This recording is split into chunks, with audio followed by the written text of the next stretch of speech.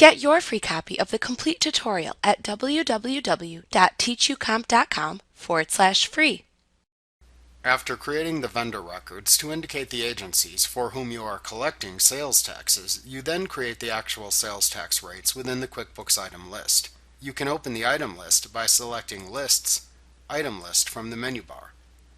Within the item list window, you must create a separate sales tax item for each sales tax that you must report, not necessarily for each sales tax you collect.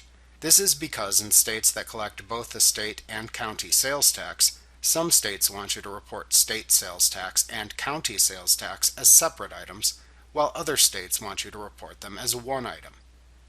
To create a sales tax item within the item list, click the Item button in the lower left corner of the item list window, and then select the New command from the pop-up menu that appears to open the New Item window.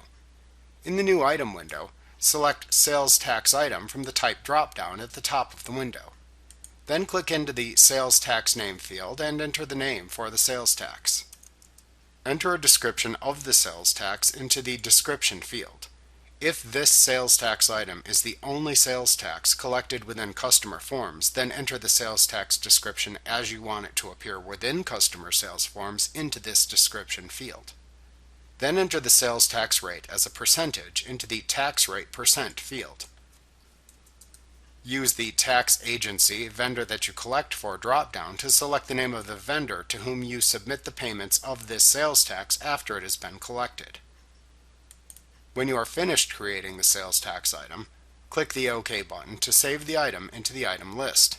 If needed, you can repeat this process until you have created all of the individual sales tax items that you must report as required for your company file. If you collect and pay more than one sales tax from multiple taxing authorities, such as a state sales tax and a city sales tax, you can then create a sales tax group within the item list, so customers will only see one cumulative sales tax amount on invoices and sales receipts.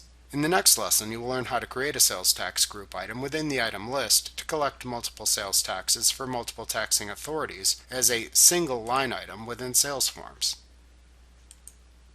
Like what you see? Pick up your free copy of the complete tutorial at www.teachucomp.com/free.